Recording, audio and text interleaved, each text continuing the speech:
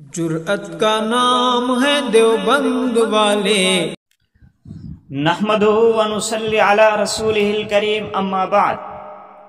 سامعین محترم و مکرم، کچھ ایام قبل امام المناظرین حضرت مولانا عبداللہ عابد دامت فیوضہم کو مفتی فضل احمد چشتی کے کسی شاگرد نے فون کیا کہ مفتی فضل احمد چشتی آپ کے ساتھ مناظرہ کرنا چاہتا ہے۔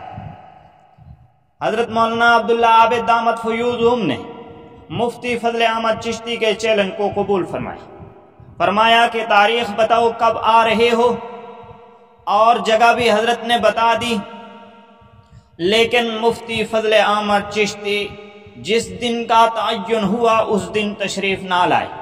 پھر ہمارے علماء کرام نے مفتی فضل احمد چشتی کو للکارا کہ اگر آپ اپنے آپ کو سچا کہتے ہیں، آپ کے علماء نے جو عبارات لکھی ہیں آپ ان کو برحق سمجھتے ہیں، تو آئیں میدان مناظرہ میں تشریف لائیں، ہم آپ کا چیلنج قبول کر چکے ہیں، آؤ ہمارے ساتھ مناظرہ کر لو۔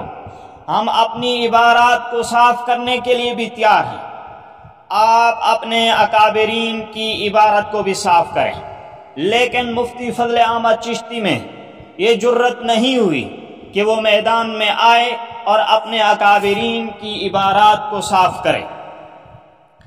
جب مناظرے کے لیے تشریف نہ لائے تو ہمارے علماء دیوبند نے مفتی فضل احمد چشتی کو للکارا کہ آپ کو میدان مناظرہ میں آنا چاہیے تھا، آپ میدان مناظرہ میں کیوں نہیں آئے؟ تو مفتی فضل احمد چشتی نے 2 منٹ کی ویڈیو بنائی اور 2 باتیں کہی۔ کہنے لگا کہ مجھے مناظرے کا علم نہیں تھا۔ آپ کو مناظرے کا علم کیوں نہیں تھا؟ ذرا وجہ بتا دیں۔ کیا آپ کے ساتھ آپ کے نمائندے نے دوبارہ رابطہ نہیں کیا؟ ہم اس پر حلف مانگنا چاہتے ہیں آپ سے، کلما کی طلاق کی قسم اٹھائیں، آپ کہیں کہ مجھے اس مناظرے کے بارے میں کوئی رابطہ نہیں کیا گیا، مجھے اس مناظرے کا کوئی علم نہیں تھا۔ جہاں تک آپ کے شاگرد نے حلف اٹھایا ہے ہم اس کا حلف قبول نہیں کرتے۔ کیوں؟ کہ آپ کو پتہ ہے شریعت مطہرہ کا ایک مسئلہ ہے، جو چور چوری کرتا ہے ہاتھ اسی کا کاٹا جاتا ہے، کسی دوسرے کا نہیں کاٹا جاتا۔ ہمارا الزام ہے کہ مفتی فضل احمد چشتی نے مناظرہ بھی طے کرایا، وقت کا تعین بھی ہو گیا، جگہ کا تعین بھی ہو گیا، تاریخ کا تعین بھی ہو گیا، لیکن مفتی فضل احمد چشتی میدان مناظرہ میں نہیں آیا۔ ہمارا یہ دعویٰ ہے، اب ہمارے پاس یہ دلیل ہے کہ مفتی فضل احمد چشتی کے نمائندے نے ہمارے ساتھ رابطہ کیا کہ آؤ ہم آپ کے ساتھ مناظرہ کرنا چاہتے ہیں۔ ہمارا یہ دعویٰ ہے مفتی فضل احمد چشتی پر، ہمارے پاس دلیل ہے، فون ریکارڈنگ ہمارے پاس موجود ہے۔ لیکن مفتی فضل احمد چشتی کے ایک شاگرد نے آ کر کہا کہ میں حلف اٹھاتا ہوں، قرآن مقدس اٹھایا یا فتاوی رضویہ اٹھایا۔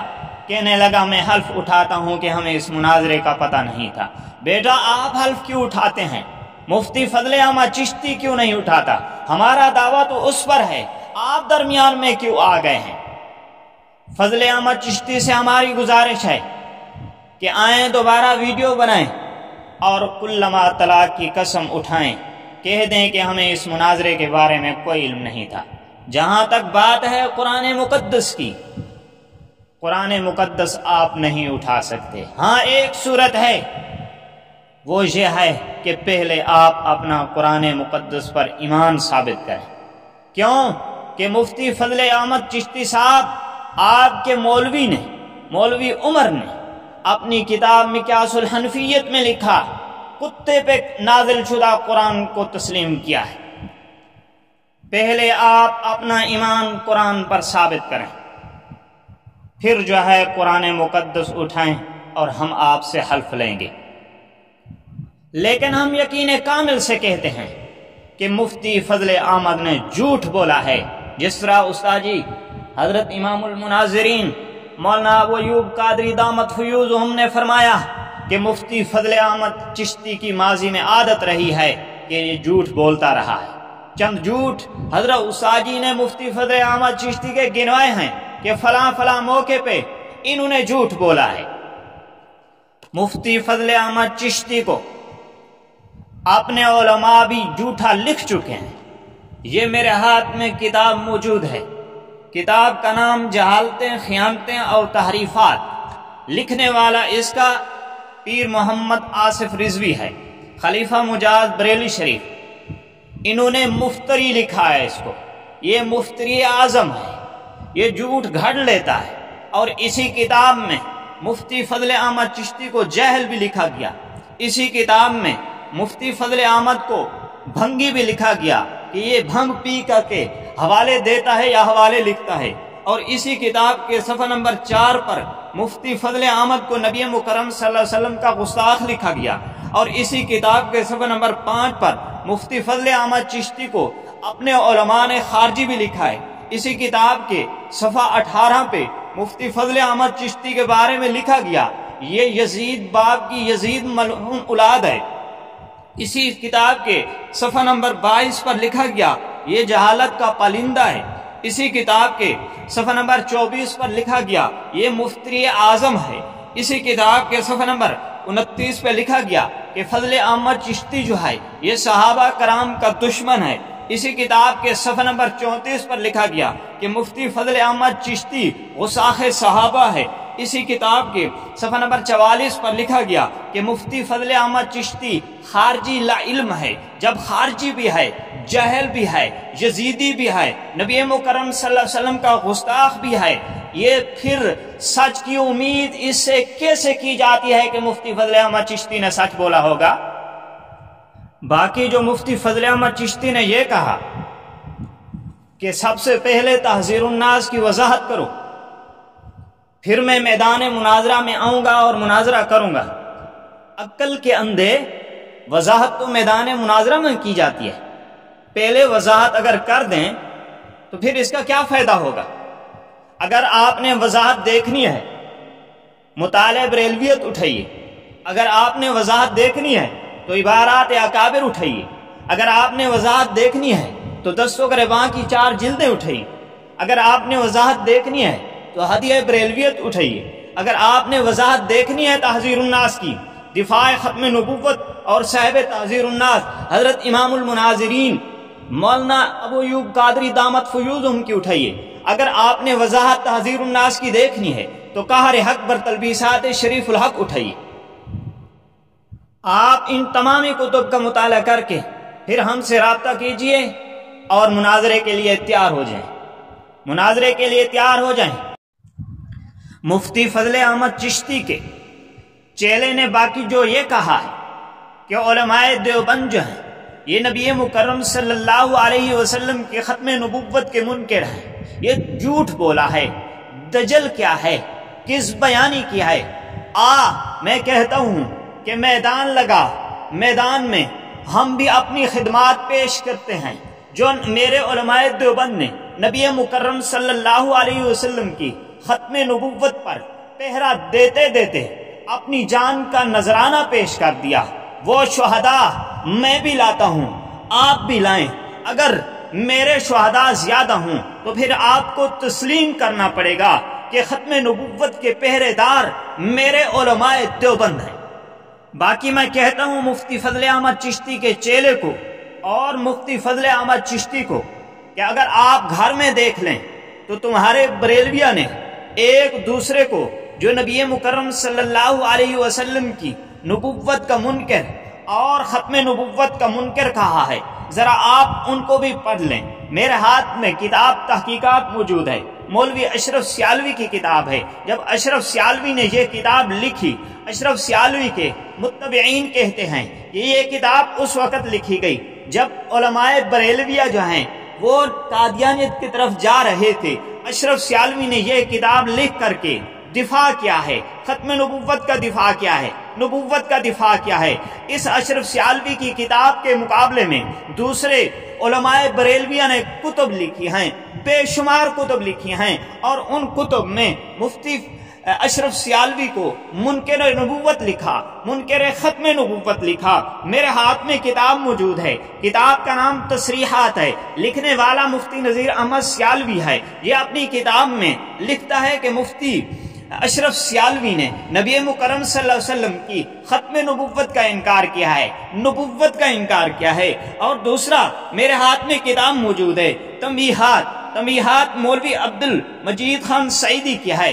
عبد المجید سعیدی لکھتا ہے کہ اشرف سیالوی نے نبی مکرم صلی اللہ علیہ وسلم کی نبوت کا انکار کیا، نبی مکرم صلی اللہ علیہ وسلم کی ختم نبوت کا انکار کیا ہے۔ تیسری کتاب میرے ہاتھ میں موجود ہے، کتاب کا نام توضیحات ہے۔ قاضی عظیم لکھتا ہے کہ اشرف سیالوی نے اور ان کے متبعین نے نبی مکرم صلی اللہ علیہ وسلم کی ختم نبوت کا انکار کیا اور نبی مکرم صلی اللہ علیہ وسلم کی نبوت کا انکار کیا ہے۔ اور کتاب میرے ہاتھ میں ہے تجلیات علمی فی رد نظریات سلوی۔ اس کتاب میں مفتی محمود حسین شیخ لکھتا ہے کہ اشرف سیالوی نے نبی مکرم صلی اللہ علیہ وسلم کی نبوت کا انکار کیا ہے، نبی مکرم صلی اللہ علیہ وسلم کی ختم نبوت کا انکار کیا ہے۔ 200 علماء میں پیش کرتا ہوں جن کو علماء بریلویہ نے ایک دوسرے کو 200 علماء سے زائد بھی بنتے ہیں، جن کو علماء بریلویہ نے ایک دوسرے کو منکر نبوت، منکر ختم نبوت لکھا ہے۔ تو کس منہ سے کہتا ہے کہ علماء دیوبند ختم نبوت کے منکر ہیں؟ اپنا منہ سنبھال، ذرا سمجھ کے بات کر، پہلے اپنے گھر میں دیکھ تیرے گھر میں کتنے منکرین ختم نبوت موجود ہیں اور تیرے گھر میں کتنے منکرین نبوت موجود ہیں، پہلے اپنے گھر کو صاف کر۔ سامعین عزیز وقار، میں نے تجربہ کیا ہے کہ بریلویت کی بنیاد جو ہے جھوٹ پر ہے۔ اگر آپ نے ان کے جھوٹ دیکھنے ہوں، آپ اٹھائیں حسام الحرمین احمد رضا خان نے تعزیر الناس کی عبارت 3 مختلف مقامات سے اٹھا کر کے اس عبارت کو ایک بنا دیا، اور جہاں ساری دنیا توبہ کرنے کے لیے جاتی ہے، مولوی احمد رضا خان وہاں جھوٹ بولنے کے لیے گیا ہے۔ تو ثابت ہو گیا بریلوی مسلک کی بنیاد جھوٹ پر ہے۔ اور مفتی فضل احمد چشتی کے امام المناظرین حضرت مولانا ابو ایوب قادری دامت فیوزہم نے چند جھوٹ گنوائے لوگوں کو کہ یہ جھوٹا آدمی ہے۔ میرے ساتھ اس کی بات ہوئی کہ مجھے کہا کہ میں طالب علم ہوں، میرا نام عبد المغیث ہے، جامعہ اشرفیہ میں پڑھتا ہوں، کنز الدقائق کے اسباق پڑھتا ہوں، اور میرا گلہ خراب ہے، اس لیے جو ہے آپ کو معلوم ہو رہا ہے کہ یہ بڑا آدمی میرے سامنے، بڑی عمر کا بندہ میرے سامنے بول رہا ہے۔ مفتی فضل احمد چشتی کا چیلا کہتا ہے کہ فضل احمد نے یہ توریہ کیا ہے۔ غلام رسول سعیدی کہتا ہے کہ توریہ کسی مصلحت کی بنیاد پر کیا جاتا ہے۔ آپ بتائیں کہ اس میں کون سی مصلحت چھپی ہوئی تھی؟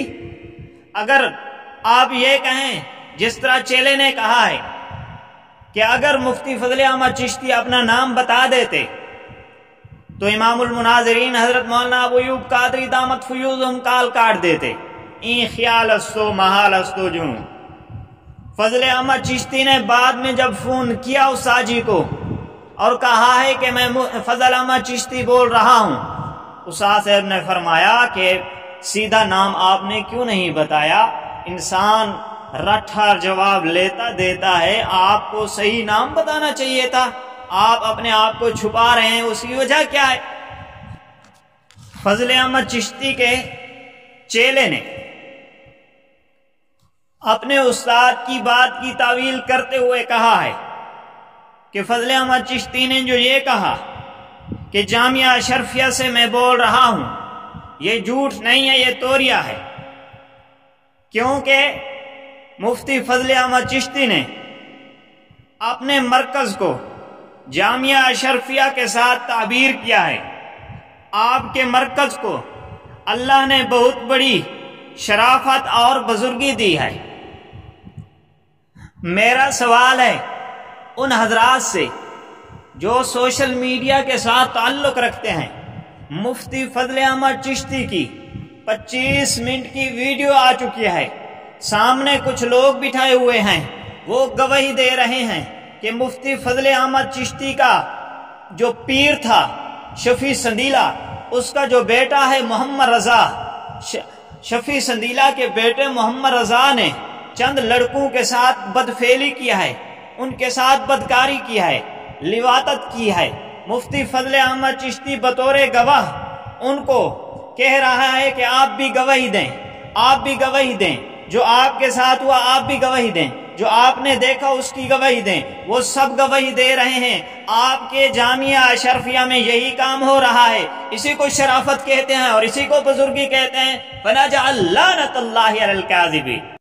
مفتی فضل احمد چشتی کے چیلے نے مکالمۃ الصدرین کتاب پیش کی کہ آپ کے علماء دیوبند انگریز کے ٹکڑوں پہ پلتے رہے، انگریز کے پیسوں پہ پلتے رہے، یہ جھوٹ بولا ہے، دجل کیا ہے، کس بیانی سے کام لیا ہے۔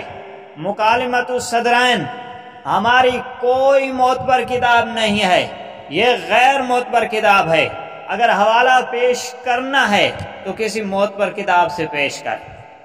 دوسری بات یہ ہے، اگر آپ اپنی کتب کا مطالعہ کر لیتے، ڈاکٹر مسعود کو پڑھ لیتے، جو انہوں نے کتاب فاضل بریلوی اور ترک موالات لکھی ہے، وہ لکھتا ہے کہ تحریک خلافت اور تحریک ترک موالات، ان دونوں کی مولوی احمد رضا خان نے مخالفت کی تھی۔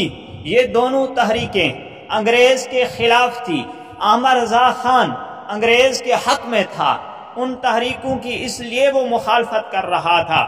مولوی احمد رضا خان نے دوسری جگہ پہ لکھا ہے، فتاوی رضویہ جلد 2 ہے، اس میں لکھتے ہیں کہ انگریز سے امداد لینا جائز ہے، انگریز سے امداد لینا جائز ہے۔ مولوی معین الدین اجمیری لکھتے ہیں، ظاہر ہے کہ گورنمنٹ سے امداد لینا، اس کو اپنا بنانا ہے، اور یہ انسان کا فطری جذبہ ہے کہ محسن کے ساتھ محبت پیدا ہو جاتی ہے۔ انگریز کے غلام تو آپ تھے، جس طرح انگریز نے مرزا غلام احمد قادیانی کو نبوت کے لیے تیار کیا تھا، انہوں نے نبوت کا دعویٰ کیا تھا، اسی طرح انگریز نے مولوی احمد رضا خان کو بھی تیار کیا تھا کہ آپ علماء دیوبند کے خلاف ہو جائیں۔ یہ دونوں جو تھے، مرزا غلام احمد قادیانی اور مولوی احمد رضا خان، یہ دونوں انگریز کے پالتو تھے۔